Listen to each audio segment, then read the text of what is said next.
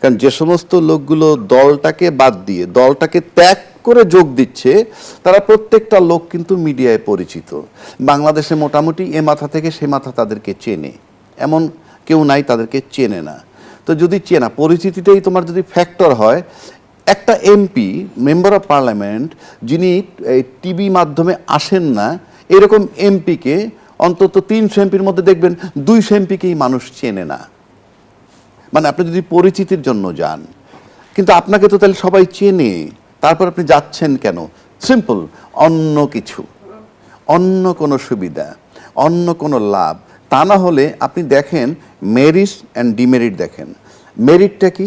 আপনি যদি দল ছেড়ে আপনার দলটাকে ডাস্টবিনে ফেলে দিয়ে নাম্বার 1 আপনি প্রমাণ করছেন আপনার কোনো আদর্শ নাই। আর আপনার লাভ কি? মেরিট, আপনি একজন এমপি হবেন। ডিমেরিটস কোনটা? দলের আদর্শ বিলুপ্ত করে ফেললেন। আর যে দল তাকে নিয়ে গেল সেই দলের সাথেই বা তার আইডিওলজি কিভাবে মিলল। 3 নম্বর আসেন, অন্যভাবে লাভবান হবেন বিধায় এই যে আদর্শটা আপনি বিকাই দিতেছেন, একটা পার্টি রেজিস্ট্রেশন নিয়ে দীর্ঘদিন রাজনীতি কইরা এটা বিকাই দিতেছেন, তার মানে এই আদর্শটাকে মানুষ কখন আদর্শ বিকায়? আদর্শচ্যুত হইতে হইলে তাকে অন্যভাবে লাভবান হতে হয়, সেই লাভটা নিশ্চিত করে তারা যাচ্ছে। ধন্যবাদ জানাচ্ছি অ্যাডভোকেট আবু হেনা রাজ্জাকী। শেষ করে দিই, 3 সেকেন্ডে শেষ হ্যাঁ। করেন। আর তাদেরকে গোটা দেশ চেনে, তারপরে তারা যাচ্ছে। দ্বিতীয় কথা আসেন, আপনি যখন নিশ্চিত করতেছেন যে দল ছাড়া যারা, আপনি জোটের থেকে অন্য কাউকে নির্বাচন দেন, আপনার দলে যোগ হয় নাই, দলে যুক্ত হয় নাই, এইরকম ব্যক্তিদেরকে যাদেরকে আসন ছেড়ে দিচ্ছেন তারা পাশ করবেন আমি 100% নিশ্চিত। যদি তারা পাশ করেন এর পরেও, তাইলে ধরে নিতে হবে নির্বাচন সঠিক হবে না। সঠিক নির্বাচন হইলে অন্য যাদেরকে আপনি জোটের ভিতরে এনে দিচ্ছেন কিন্তু আপনার বড় দলের প্রতীক দিচ্ছেন না, আমি নিশ্চিত করে বলতে পারি তারা প্রত্যেকে ফেল করবে। তারপরে যদি সেই আলোচনায় আসবো, চ্যালেঞ্জগুলো কি দেখেন সেটাও আমি আপনার কাছ থেকে জানবো পরবর্তী অংশে। ধন্যবাদ জানাচ্ছি অ্যাডভোকেট আবু হেনা রাজ্জাকী। ত্রয়োদশ জাতীয় সংসদ নির্বাচনকে কেন্দ্র করে বাংলাদেশের রাজনৈতিক অঙ্গনে মেরুকরণ প্রক্রিয়া চলছে। নির্বাচনে জোট গঠনে সংশোধিত গণপ্রতিনিধিত্ব আদেশ বা আরপিও বড় ধরনের প্রভাব ফেলছে। বেশ কয়েকজন নেতাই নির্বাচন করতে এখন নিজেদের দল ছেড়ে যোগ দিয়েছেন বিএনপিতে, দল বিলুপ্ত করেও প্রার্থিতা নিশ্চিত করেছেন কেউ কেউ। এদিকে জামায়াতে ইসলামের সঙ্গে জোট করে ত্রয়োদশ জাতীয় সংসদ নির্বাচনে অংশগ্রহণ করতে যাচ্ছে জাতীয় নাগরিক পার্টি এনসিপি। নতুন বন্দোবস্ত ইতিমধ্যে কিন্তু এনসিপি থেকে পদত্যাগ করেছে তাসনিম জারা এবং আসন্ন ত্রয়োদশ জাতীয় সংসদ নির্বাচনে স্বতন্ত্র হয়ে লড়াইয়ের ঘোষণা দিয়েছেন তিনি। ঠিক আছে, এটা উনি করবেন, এটা স্বাভাবিক, ওই সব বিষয়ে আমি যাচ্ছি। তো এখন তাসনিম জারা পদত্যাগটা কিন্তু আমাদের ওই আশঙ্কাটাকে অথবা ওই চিন্তাটাকে একটু ভিত্তি দিয়েছে যে তাহলে বোধহয় এই ধরনের কিছু একটা হচ্ছে। আরও 2 জায়গায় এরকম পদত্যাগের ঘটনা আমরা শুনেছি। আর তাসনিম জারা যে জিনিসটা হয়েছে, উনি যেহেতু পদত্যাগ করেছেন এবং স্বতন্ত্র হয়ে নির্বাচন করছেন, এর যে কারণটা, এর কারণটা হলো উনি তো ক্রাউড ফান্ডিং শুরু করে দিয়েছেন। উনি 46 লাখ টাকা জনগণের কাছে চেয়েছেন এবং তার মধ্যে এরই মধ্যে বোধহয় 40 লাখ টাকা না 25 লাখ টাকা উঠেও গেছে। এখন উনি যখন এই ক্রাউড ফান্ডিংটা করেন তখন কি উনি বলেছিলেন যে আমরা জামাতের সঙ্গে যাবো, এই জন্য করবো? তাহলে তো লোকে তাকে এত টাকা নাও দিতে পারতো। যারা টাকাটা দিয়েছে এর মধ্যে যদি একজন লোক যদি মনে করে থাকে যে জামাতের সঙ্গে ওনার যাওয়াটা ঠিক হয় নাই অথবা এটা জানলে আমি দিতাম না, তাহলে কিন্তু ওই একজন লোকের কাছেও কিন্তু উনি ওনাকে জবাবদিহি করতে হবে। যে কারণে আর উনি নিজে জামাতের সঙ্গে যাওয়ার ব্যাপারে ওনার নিজস্ব একটা চিন্তা ভাবনা কাজ করতে পারে। এই সব মিলিয়ে উনি ওখান থেকে সরে আসবেন, এটি স্বাভাবিক আমার কাছে মনে হয়। কিছুক্ষণ আগে তারা কি ক্ষমতার রাজনীতির পথে অগ্রসর হচ্ছে? ক্ষমতার রাজনীতি না, ক্ষমতা পাওয়ার লোভের রাজনীতি বলেন। তারা ক্ষমতা পাবে না, জামাতের সঙ্গে গেলেও যে তারা খুব একটা অনেকগুলি আসন পেয়ে যাবে এটা আমি মনে করি না ভাই, এটাও আমি মনে করি না। তারা খুবই কম সংখ্যক আসন, 2-3টা পাইলে পাইতেও পারে, নাও পাইতে পারে। এটা আমি অনেক আগের থেকে বলতেছি, অনেক বছর আগের থেকে বলতেছি। এবার আরপিও সংশোধনী কি জোট গঠন কিংবা নির্বাচনের পুরো হিসেব নিকেশ বদলে দিল? বদলে দিয়েছে। আরপিও সংশোধন করার কারণে সবাইকে নিজ নিজ প্রতীক নিয়ে নির্বাচন করতে হচ্ছে। এটা অনেকের জন্য একদম মানে কি বলবো, একদম মানে ভয়ঙ্কর একটা বজ্রপাতের মতো হয়ে গেছে। তারা তো আগের মতো ভাবছিল যে রাশেদ খান মেনন, হাসান হক ইনু নৌকা মার্কা নিয়ে এমপি হয়ে গেছে, তারাও ওরকমভাবে এমপি হবে, কিন্তু সেটা তো ঝামেলা করে দিয়েছে।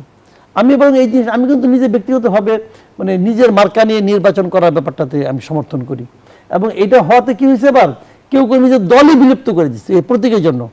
মানে এই লোকগুলির যে চারিত্রিক যে মানে আপনার দৃঢ়তা, সেটা যে কত নমনীয় হতে পারে, চারিত্রিক দৃঢ়তাটা কত নমনীয়, মানে জিলি মাছের মতো আর কি ভাই। এদের ওই চরিত্রের কোনো বৈশিষ্ট্য আছে বলে আমার কাছে মনে হয় না। মানে তাদের দলীয় আদর্শ সব বাদ, কি এমপি হবো, আমি এমপি হবো, মানে এমপি হওয়াটা তার জীবনের লক্ষ্য। কামাল, অ্যাডভোকেট আবু হেনা রাজ্জাকি, জামায়াতের সাথে এনসিপির আসন ভাগাভাগির যে আলোচনা চলছে সেটি কি এনসিপিকে প্রশ্নবিদ্ধ জায়গায় ফেলে দিচ্ছে?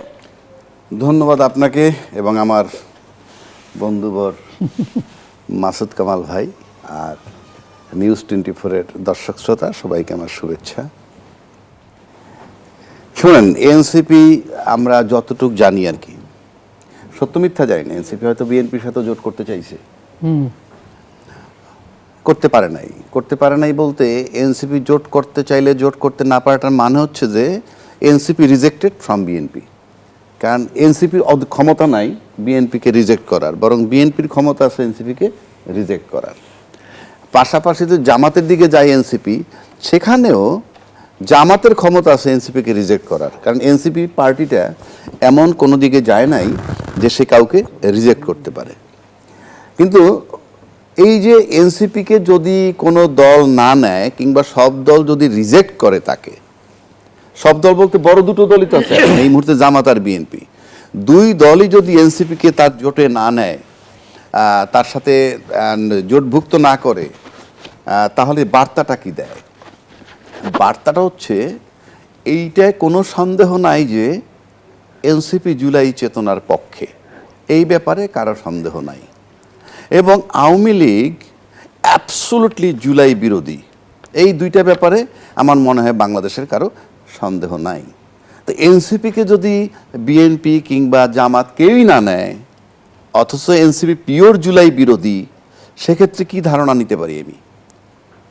যে তাইলে ওই দলগুলা কি জুলাই চেতনাকে ধারণ করছে না কিংবা সমর্থন করছে না? কিন্তু আমি যদি একটু যুক্ত করি অ্যাডভোকেট আবু হেনা রাজ্জাকি, গত 10 ডিসেম্বর 125 আসনে দলীয় প্রার্থী ঘোষণার পর এনসিপির আহ্বায়ক নাহিদ ইসলাম বলেছিলেন, ক্ষমতায় যাওয়ার জন্য নির্বাচনে অংশ নিচ্ছি না। ঠিক আছে, সেটা তো নাহিদ বলবেই, কারণ আপনি যদি জোটে তারে না নেন, এতে বার্তাটা দেয় কি সেটা আমি বলছি। মাসুদ কামাল ভাই যেমন বললেন 2-3টা সিট পাবে, সেই গ্যারান্টি বা কোত্থেকে? আপনি যদি সিটের গ্যারান্টি আনেন, 2-3টাও হতে পারে, 50টাও হইতে পারে, কথার কথা বলছি, কোনোটাই তো আনসার্টেন। কেন বলছি? আপনি এই যে যদি এই এনসিপিকে যদি কোনো দল তাকে সমর্থন না করে বা জোটে না করে, তাহলে একটা বার্তা দেয় এই যে তাদেরকে ধারণ করবে না কেন, তারা তো জুলাই আন্দোলনের নায়ক। আবার সবাই আমরা দাবি করি জুলাই আন্দোলন করছি এবং সে এন্টি হাসিনা কাজ করছে, তাহলে জুলাই আন্দোলনের মাধ্যমে যে সরকারটাকে সরানো হইল সেই সরকারের শত্রু হইল এনসিপি। তা আওয়ামী লীগের হটালো যে শক্তিটা, সেই শক্তিটা তো অন্যান্য রাজনৈতিক দলের বন্ধু হওয়ার কথা। তো সুতরাং সে কেন তাদের সাথে জোটে যায়, তাকে নিবে না কেন? তাকে তো সাদর আমন্ত্রণে নেওয়ার কথা। তো আদর্শের এক ধরনের পার্থক্য তো রয়েছে অ্যাডভোকেট আবু হেনা রাজ্জাকি। আমি যদি আরো একটি প্রসঙ্গ যুক্ত করি, ছাত্র আন্দোলনের সাবেক সমন্বয়ক আব্দুল কাদের বলেছেন, এনসিপি ও জামায়াতের জোটের মধ্য দিয়ে তারুণ্যের রাজনীতির কবর রচিত হতে যাচ্ছে এবং কার্যত এনসিপি জামায়াতের গর্ভে বিলীন হয়ে যাবে বলে মনে করেন তিনি। আমার কাছে মনে হয় এটা না। এই প্রশ্ন আসলেই দেখবেন, আপনি যদি গত 15 বছরে 16 বছরে আপনার রাফলি 4 কোটি তরুণ ভোটার তৈরি হয়েছে, এই তরুণ ভোটারগুলো আমার সাথে দ্বিমত করবে না কেউ, যে ভোটারটা তৈরি হয়েছে যারা ভোট দিতে পারে নাই, তারা কিন্তু এই 15 বছর শুধু ক্ষমতায় আওয়ামী লীগকেই দেখছে। শুধু আওয়ামী লীগকে দেখার পর কি হয়েছে, তাদের অ্যাক্টিভিটিস দেখছে, আমি ডামি নির্বাচনকে কিভাবে ক্ষমতায় ছিল, গায়ের জোরে কিভাবে ছিল দেখছে, সুতরাং তারা ওই দিক থেকে মুখ ফিরিয়ে নিছে। তারপরে তার অভ্যুত্থানের পর 5ই আগস্ট থেকে আজকে 16 মাস পর্যন্ত ওই তরুণ যে 4 কোটি ভোটার, তারা কিন্তু দেখতেছে এখন বাজারে সবচেয়ে যে বড় দল দুটো আছে তাদের অ্যাক্টিভিটিসটা কি। তাদের অ্যাক্টিভিটি যদি এই হয় যে এনসিপিকে কেউ অ্যাকসেপ্ট করতেছে না, তাহলে ওই 4 কোটি ভোটার কি ধারণা নিবে? অর্থাৎ ওই 4 কোটি ভোটার জুলাই চেতনার পক্ষে নিশ্চয়ই থাকবে। সুতরাং এই 4 কোটি ভোটার যদি দেখে যে কোনোভাবে কোনো দল ওই পতিতর যে স্বৈরাচার সরকার তার প্রতি উইকনেস বা তার প্রতি কোনো দুর্বলতা প্রকাশ পাচ্ছে, তাহলে কিন্তু এই ভোটগুলা হারানোর সম্ভাবনা আছে। এক। দুই, আপনি নিশ্চিত করে বলতে পারি 55 থেকে 65-70 বছর বয়সের যে ভোটারগুলো, তাদের সন্তান বা নাতি কিন্তু মারা গেছে বা আহত হয়েছে ওই জুলাইতে। এই যে 65 বছর বয়সের যে ভোটার, হয় তাদের সন্তান নয় তাদের নাতি। এবং এই 65 বছর বয়সের ভোটারগুলা যে দলেই থাকুক না কেন, তারা যদি মনে করে যে তার দলও স্বৈরাচারের পক্ষে কোনোভাবে একটু ঝুঁকে গেছে ওই দিকে, আমি নিশ্চিত করে বলতে পারি যে তার সন্তান কিংবা তার নাতি, মানে সুতরাং সেই দলকেও তার ভোটটা দিবে না। কারণ পুত্র শোক, নাতির শোক, আপনি অনেক কিছুর ঊর্ধ্বে। সে কারণে আমি বলছি। নাও আপনি আমাকে প্রশ্ন করতে পারেন যে তাহলে কি, তাহলে যদি ভোট হয়, এবারে যে পরিসংখ্যান আমি আপনাকে যদি বলি, 5ই আগস্টের পর থেকে যা দেখে আসতেছে এই তরুণ 4 কোটি ভোটার প্লাস ওই যে যারা মারা গেছে বা হচ্ছে তাদের যারা গার্জিয়ান, দাদা বা বাবা, তারা যেটা দেখে আসছে, এইটা যদি বিবেচনায় নেওয়া হয়, আমি নিশ্চিত করে বলতে পারি সুন্দর ইলেকশন বলতে যা বোঝায় তা যদি হয়, আপনি কোনো দলের কোনো গ্যারান্টি নাই কে ক্ষমতায় যাবে কে যাবে না। কিন্তু এবার তো বলা হচ্ছে যে তরুণদের ভোট কিন্তু নির্বাচনে বড় প্রভাব ফেলবে, যেহেতু সেটাই তো বলছি। পুরো মোট ভোটারের 1/3 তরুণদের ভোট। সেটাই তো আমি বলছি, এই তরুণরা একটি অংশ বলা হয়ে থাকে যে প্রচলিত রাজনীতি নিয়ে তাদের এক ধরনের হতাশা কাজ করে। এনসিপি রাজনীতি শুরু করার পর থেকেই কিন্তু একটি বয়ান তৈরি করেছিল যে নতুন রাজনৈতিক বন্দোবস্ত, সেই অবস্থানকে তারা ধরে রাখতে পেরেছে। আমি সেই আলোচনায় ফিরবো বিরতির পর। দর্শক, জনতন্ত্র গণতন্ত্রের এই পর্যায়ে একটা বিরতি নিচ্ছে, সাথেই থাকুন। আবার আমন্ত্রণ, আপনারা দেখছেন নিউজ 24 এর নিয়মিত আয়োজন জনতন্ত্র গণতন্ত্র। নিবেদন করছে RICL স্টিল। আমরা আবারও ফিরছি আলোচনায়।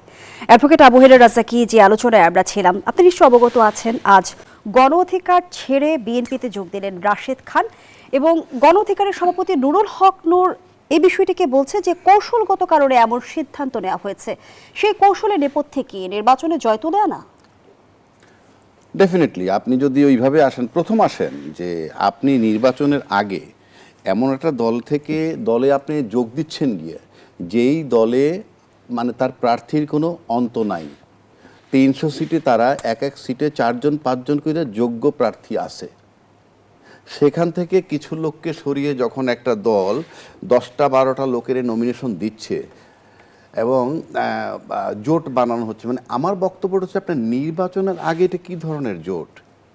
এখানে কিন্তু 2টা স্টেজ চলতেছে। একটা হইল তার দলকে বাদ দিয়ে এসে বিএনপিতে যোগ দিয়ে ধানের শীষ মার্কা নির্বাচন করা, অর্থাৎ এনশিওর্ড হতে চায় যে আমাকে জিততেই হবে এবং এমপি হতে হবে। তো এমপি হতে হলে উনি শুধু এমপি হওয়ার জন্যই আসতেছেন, কিন্তু সাথে সাথে কি বার্তা দিচ্ছেন? ওনার রাজনৈতিক কোনো আইডিওলজি নাই, উনি পার্লামেন্টের মেম্বার হতে চান। পার্লামেন্টের মেম্বারের মধুটা কি সেটা আমি জানি না, কারণ যে সমস্ত লোকগুলো দলটাকে বাদ দিয়ে দলটাকে ত্যাগ করে যোগ দিচ্ছে, তারা প্রত্যেকটা লোক কিন্তু মিডিয়ায় পরিচিত। বাংলাদেশে মোটামুটি এ মাথা থেকে সে মাথা তাদেরকে চেনে, এমন কেউ নাই তাদেরকে চেনে না। তো যদি চেনা পরিচিতিটাই তোমার যদি ফ্যাক্টর হয়, একটা এমপি, মেম্বার অফ পার্লামেন্ট, যিনি টিভি মাধ্যমে আসেন না, এরকম এমপিকে অন্তত 300 এমপির মধ্যে দেখবেন 200 এমপিকেই মানুষ চেনে না। মানে আপনি যদি পরিচিতির জন্য যান, কিন্তু আপনাকে তো তাহলে সবাই চেনে, তারপর আপনি যাচ্ছেন কেন? সিম্পল, অন্য কিছু, অন্য কোনো সুবিধা, অন্য কোনো লাভ। তা না হলে আপনি দেখেন মেরিট অ্যান্ড ডিমেরিট দেখেন। মেরিটটা কি? আপনি যদি দল ছেড়ে আপনার দলটাকে ডাস্টবিনে ফেলে দিয়ে নাম্বার 1 আপনি প্রমাণ করছেন আপনার কোনো আদর্শ নাই। আর আপনার লাভ কি? মেরিট, আপনি একজন এমপি হবেন। ডিমেরিটস কোনটা? দলের আদর্শ বিলুপ্ত করে ফেললেন। আর যে দল তাকে নিয়ে গেল সেই দলের সাথেই বা তার আইডিওলজি কিভাবে মিলল। 3 নম্বর আসেন, অন্যভাবে লাভবান হবেন বিধায় এই যে আদর্শটা আপনি বিকাই দিতেছেন, একটা পার্টি রেজিস্ট্রেশন নিয়ে দীর্ঘদিন রাজনীতি কইরা এটা বিকাই দিতেছেন, তার মানে এই আদর্শটাকে মানুষ কখন আদর্শ বিকায়? আদর্শচ্যুত হইতে হইলে তাকে অন্যভাবে লাভবান হতে হয়, সেই লাভটা নিশ্চিত করে তারা যাচ্ছে। ধন্যবাদ জানাচ্ছি অ্যাডভোকেট আবু হেলাল রাজাকি। শেষ করে দিই, 3 সেকেন্ডে শেষ হ্যাঁ, করেন। আর তাদেরকে গোটা দেশ চেনে, তারপরে তারা যাচ্ছে। দ্বিতীয় কথা আসেন, আপনি যখন নিশ্চিত করতেছেন যে দল ছাড়া যারা আপনি জোটের থেকে অন্য কাউকে নির্বাচন দেন, আপনার দলে যোগ হয় নাই, দলে যুক্ত হয় নাই, এইরকম ব্যক্তিদেরকে যাদেরকে আসন ছেড়ে দিচ্ছেন তারা পাশ করবেন আমি 100% নিশ্চিত। যদি তারা পাশ করেন এর পরেও, তাইলে ধরে নিতে হবে নির্বাচন সঠিক হবে না। সঠিক নির্বাচন হইলে অন্য যাদেরকে আপনি জোটের ভিতরে এনে দিচ্ছেন কিন্তু আপনার বড় দলের প্রতীক দিচ্ছেন না, আমি নিশ্চিত করে বলতে পারি তারা প্রত্যেকে ফেল করবে। তারপরে যদি সেই আলোচনায় আসবো, চ্যালেঞ্জগুলো কি দেখেন সেটাও আমি আপনার কাছ জি। থেকে জানবো পরবর্তী অংশে। ধন্যবাদ জানাচ্ছি অ্যাডভোকেট আবু হেলাল রাজ্জাকি।